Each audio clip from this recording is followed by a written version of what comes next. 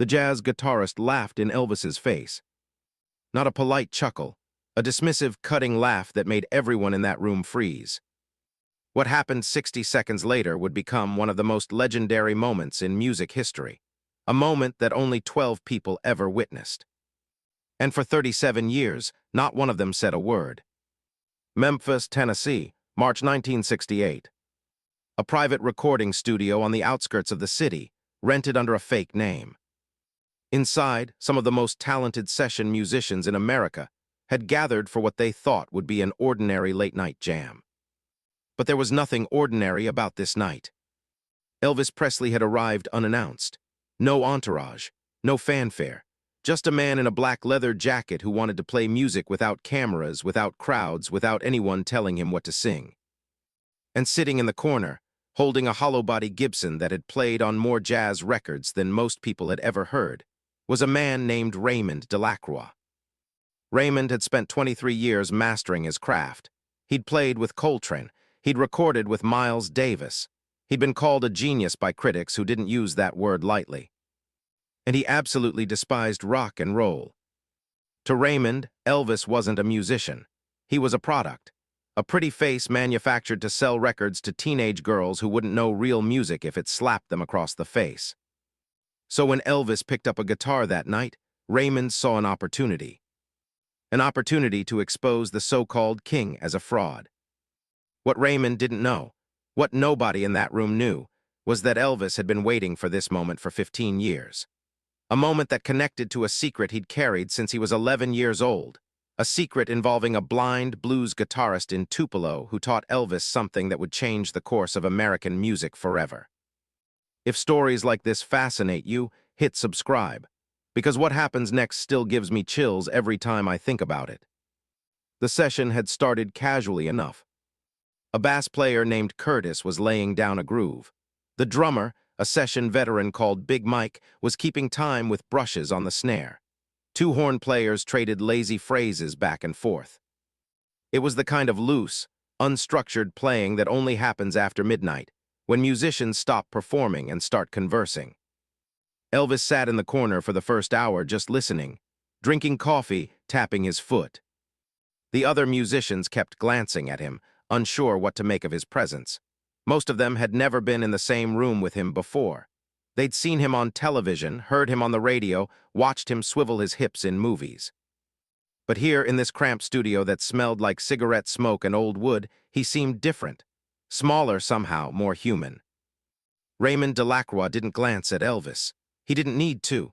He'd already made up his mind about the man before he ever walked through the door. At around 2 a.m., Elvis finally stood up. He walked over to the guitar rack, selected a sunburst Fender Telecaster, and plugged it into a small Fender amp in the corner. The room got quieter, not silent, but the energy shifted.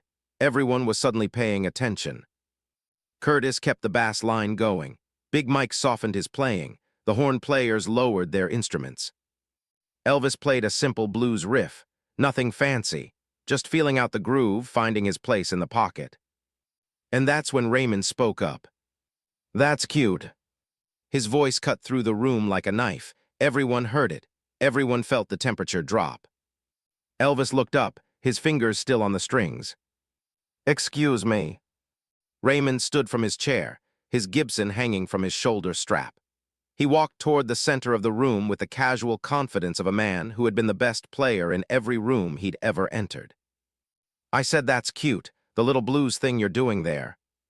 Elvis didn't respond. His expression didn't change.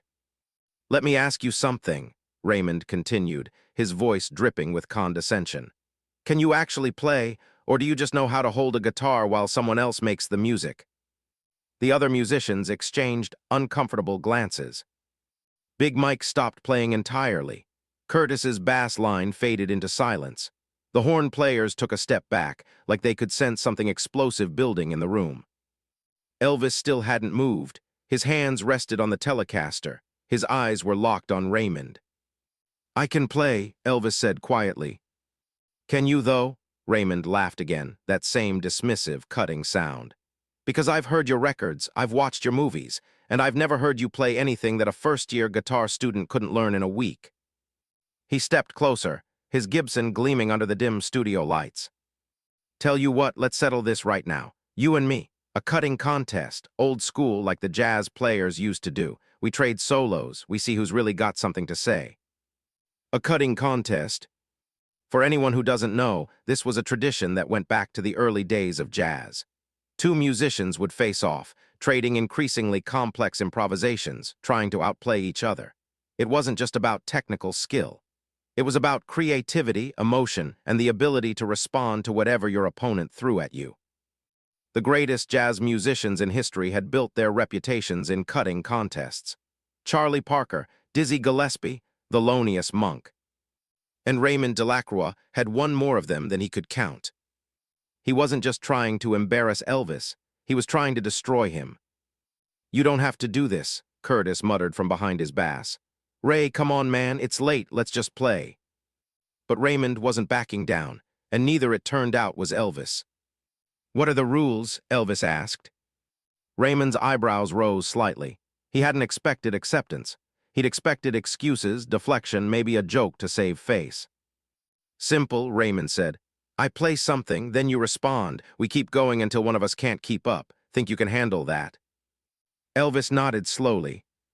"One condition," he said. "Name it." "We play blues, real blues, Delta style. None of that bebop stuff where you're just showing off how many notes you can fit into a bar." Raymond's smile flickered for just a moment. Blues wasn't his strongest territory. Jazz was his home, but he wasn't about to let some rock and roll singer dictate terms. "Fine," Raymond said.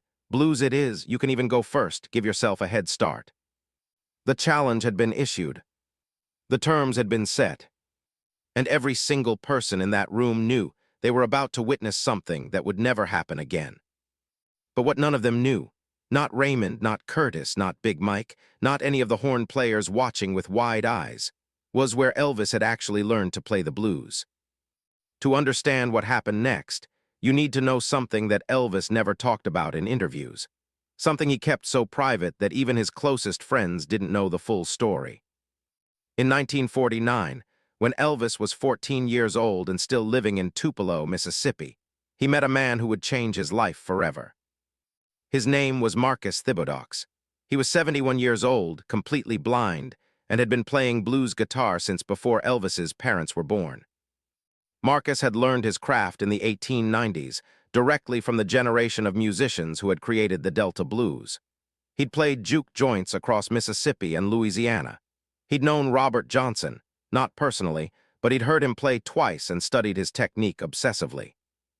By 1949, Marcus was living in a small shack on the outskirts of Tupelo, half forgotten by a music world that had moved on to newer sounds. Most people in town thought he was just a crazy old blind man who mumbled to himself and played guitar on his front porch. But young Elvis heard something different. He heard mastery. One afternoon, walking home from school, Elvis stopped in front of Marcus's shack and listened to him play for over an hour. When Marcus finally stopped, he called out without turning his head, "You gonna stand there all day, boy, or you gonna come learn something?" Elvis didn't know how the blind man knew he was there. He never figured it out. But he walked up those porch steps, sat down in a rickety wooden chair, and began an education that would last for 3 years. Marcus didn't teach like anyone else. He didn't talk about chords or scales or music theory. He talked about pain, about loss, about the feeling of being so far down that the only way to survive was to push it all into the strings and let the guitar cry for you. "The blues ain't about what you play," Marcus told him once. "It's about what you've been through, and if you ain't been through nothing, you got nothing to say." He taught Elvis techniques that had been passed down through generations, bent notes that seemed to weep, slides that mimicked the human voice, rhythms that came from work songs and field hollers, and the deep African roots of American music. He taught him how to listen, really listen, not just to the notes, but to the spaces between them. And he taught him one final lesson that Elvis never forgot. "When someone challenges you," Marcus said, his blind eyes staring at something Elvis couldn't see, "don't play for them, play at them. Make them feel every single thing you've ever felt. That's how you win. Not with your fingers, with your soul." Marcus Thibodeaux died in 1952, 3 years before Elvis recorded his first hit. He never knew what his student would become. Never heard Heartbreak Hotel or Hound Dog or any of the songs that would make Elvis the most famous musician in the world. But standing in that Memphis studio in 1968, facing a jazz guitarist who wanted to humiliate him, Elvis remembered every single lesson. Raymond went first. He played a complex jazz-inflected blues line, showing off his technical prowess. His fingers moved with precision across the fretboard, hitting notes that most guitarists couldn't even attempt. It was impressive, undeniably impressive. When he finished, he looked at Elvis with that same smug expression. "Your turn." Elvis stepped forward. He adjusted the strap on the Telecaster. His eyes were different now, focused in a way that the other musicians in the room had never seen. He didn't start with a flashy run of notes. He started with one single bent note. Just one. But the way he bent it, slow, deliberate, saturated with emotion, made Curtis feel a chill run down his spine. It wasn't technically complex. It was something else entirely. It was true. Elvis followed that bent note with a simple phrase. 5 notes, maybe 6. Nothing that would impress a music theory professor. But the room changed. The air got thicker. Big Mike, who had played with hundreds of guitarists in his career, later said it felt like someone had turned the gravity up, like the sound itself had weight. Raymond's expression flickered, just for a moment, just enough to show that something had shifted. He responded with another complex run, faster this time, more technical, showing off every skill he'd developed over 23 years of dedicated practice. Elvis answered with another simple phrase, slower, sadder, like a conversation with someone who wasn't there anymore. The contest continued for 12 minutes. Raymond kept pushing harder, playing faster, adding more complexity. He was throwing everything he had at Elvis, diminished runs, chromatic passages, techniques he'd borrowed from bebop and modified for blues. And every time, Elvis responded with something that shouldn't have worked. Simple phrases, bent notes, long silences that made the eventual notes hit harder. What Raymond didn't understand, what he couldn't understand, was that Elvis wasn't trying to outplay him technically. He was doing exactly what Marcus Thibodeaux had taught him. He was playing at him, making him feel something. And it was working. By the 8th minute, Raymond's playing had changed. The smugness was gone from his expression. He was working now, really working, trying to find something that would break through Elvis's defense. By the 10th minute, sweat was visible on Raymond's forehead. By the 11th minute, his hands were starting to shake.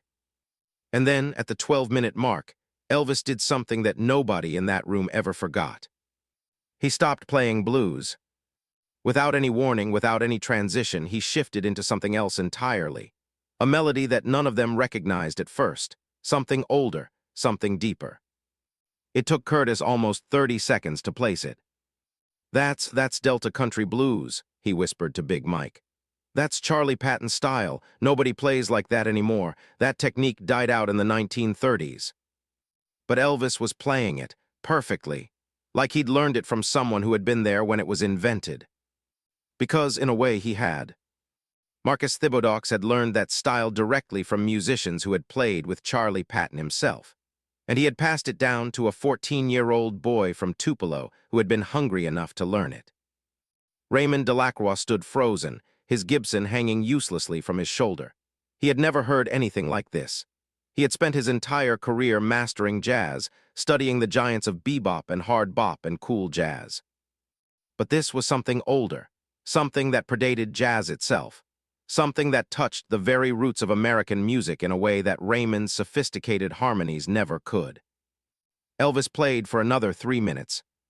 3 minutes that felt like an hour. He started with that ancient Delta style, then gradually wove in elements of country, gospel, rhythm and blues, and yes, even rock and roll. He showed, without saying a word, that all of these genres were connected, that they all came from the same place, that the distinctions music critics drew between them were artificial boundaries that real musicians knew how to cross. The final solo started quiet. Just Elvis and the guitar, no accompaniment, no rhythm section, notes that bent and twisted and cried. Then it built. Slowly at first, gaining intensity, adding speed without losing emotion. showing technical skill without ever letting technique become the point. Curtis, almost involuntarily, started playing a bass line to support what Elvis was doing. Big Mike joined in with a soft brush pattern on the snare. One of the horn players lifted his trumpet and added a long, sustained note that harmonized with Elvis's melody. They weren't joining a cutting contest anymore. They were joining a church service. Elvis's solo climbed higher and higher, building towards something that felt inevitable. Every person in that room knew the climax was coming. They could feel it in their bones. And when it hit, when Elvis struck a final bent note that seemed to contain every ounce of pain and joy, and longing that a human being could experience, nobody moved. The note rang out through the studio. It echoed off the walls. It faded slowly into silence. Complete silence. For 5 seconds, nobody breathed. Then Curtis started clapping, not polite applause, real, genuine, involuntary clapping. Big Mike joined him, the horn players, the engineer behind the glass who hadn't said a word all night. Everyone except Raymond. Raymond Delacroix stood in the center of the room, his Gibson still hanging from his shoulder, his hands trembling at his sides. His eyes were wet. Raymond walked forward. His earlier confidence was completely gone. He looked like a man who had just watched everything he believed in get turned inside out. He stopped in front of Elvis. For a long moment, neither man spoke. Then Raymond did something that, according to Curtis, he had never done in 23 years of cutting contests. He took off his Gibson, knelt down, and placed it at Elvis's feet. In the old tradition of jazz cutting contests, this was a gesture of complete surrender. It meant, you are the superior musician. I have nothing left to teach and everything left to learn. Where did you learn to play like that? Raymond asked, his voice barely above a whisper. Elvis looked down at him. His expression wasn't triumphant, it wasn't smug, it was almost sad. From a blind man in Tupelo who died before anyone knew my name, Elvis said. He taught me that music isn't about being the best, it's about being true. He reached down and picked up Raymond's Gibson, held it for a moment, feeling its weight. Then he handed it back. Keep this, Elvis said. You're a great musician, don't let anyone tell you different. But maybe remember that there's always more to learn, from everyone, even people you think you're better than. Raymond took the guitar with trembling hands. He nodded, unable to speak. Elvis turned and walked out of the studio without another word. He didn't say goodbye to the other musicians, didn't stick around to bask in what had just happened, just pushed through the door and disappeared into the Memphis night. Here's the part that makes this story almost unbelievable. None of the 12 people in that studio ever talked about what they witnessed. For 37 years. Curtis was asked once in a 1985 interview about the best guitar playing he'd ever heard. He paused for almost 10 seconds before saying, I've seen some things I can't talk about. Big Mike mentioned it obliquely in his autobiography, writing only. There was one night in '68 when I learned that everything I thought I knew about music was wrong. I can't say more than that. Raymond Delacroix never gave another interview about Elvis. When journalists asked about the king of rock and roll, he would simply say, he was a real musician. Leave it at that. The silence wasn't enforced. There was no contract, no agreement, no threat. It was something else entirely. It was reverence. What they had witnessed felt sacred, like something that wasn't meant for the public, like a moment that belonged only to the people who had been there to experience it. The story finally emerged in 2005 when Curtis, dying of cancer and wanting to set the record straight, gave a lengthy interview to a music historian named Patricia Weaver. He told her everything. The challenge, the contest, the solo, Raymond's surrender, Elvis's quiet exit. Patricia spent 2 years verifying the account. She tracked down Big Mike, who was living in a nursing home in Louisiana. She found one of the horn players who was teaching music in Chicago. She even located the engineer, now retired in Florida. Every single one of them confirmed the story. Every detail matched. Patricia's book, The Night the King Proved Everything, was published in 2008 to almost no fanfare. It sold fewer than 3,000 copies. Most people who heard about it assumed it was fiction, or at least heavily embellished. But the 12 people who were there knew the truth. In the end, the cutting contest in that Memphis studio wasn't really about Elvis versus Raymond. It was about something bigger. It was about what it means to be a real musician, about the difference between technical skill and emotional truth, about the danger of assuming you know someone based on the surface of what they show the world. Raymond Delacroix spent the rest of his career studying genres he had once dismissed. He released an album in 1974 that incorporated blues, country, and even rock influences, a dramatic departure from the pure jazz he had played before. In the liner notes, he wrote, "I once thought I understood music. Then I met someone who showed me I didn't understand anything." He never mentioned Elvis by name. He didn't need to. Elvis, for his part, rarely talked about that night. The few times it came up in conversation, he would deflect or change the subject. But there was one exception. In 1975, during a private conversation with his friend and backup singer J.D. Sumner, Elvis mentioned Marcus Thibodeaux for the only time anyone can verify. "There was a blind man who taught me everything I know about music," Elvis said. "He told me once that the blues isn't about what you play, it's about what you've been through, and if you ain't been through nothing, you got nothing to say." He paused. "I've been through some things, JD, and I got something to say. That's why they'll never understand me. They think I'm just hips and hair and a pretty voice. But there's a blind man in Tupelo who knew better, and one night in Memphis I got to prove it." JD asked him what he meant. Elvis just smiled and said, "Doesn't matter. The people who were there know what happened, and that's enough for me." Marcus Thibodeaux is buried in an unmarked grave outside Tupelo, Mississippi. No headstone, no memorial, no recognition for the man who taught Elvis Presley how to play with his soul instead of just his fingers. But in 1971, Elvis quietly purchased the land where Marcus's old shack once stood. He never built anything on it, never visited it publicly, just owned it, maintained it, and made sure it would never be developed. In his will, Elvis left instructions for that plot of land. It was to remain empty forever, a silent tribute to a blind blues guitarist who never knew how much his lessons would matter. The document contained one additional note, handwritten in Elvis's own writing. "For Marcus, who taught me that real music isn't about proving anything to anyone. It's about being true to what you've been through. I hope I made you proud." That land still sits empty today.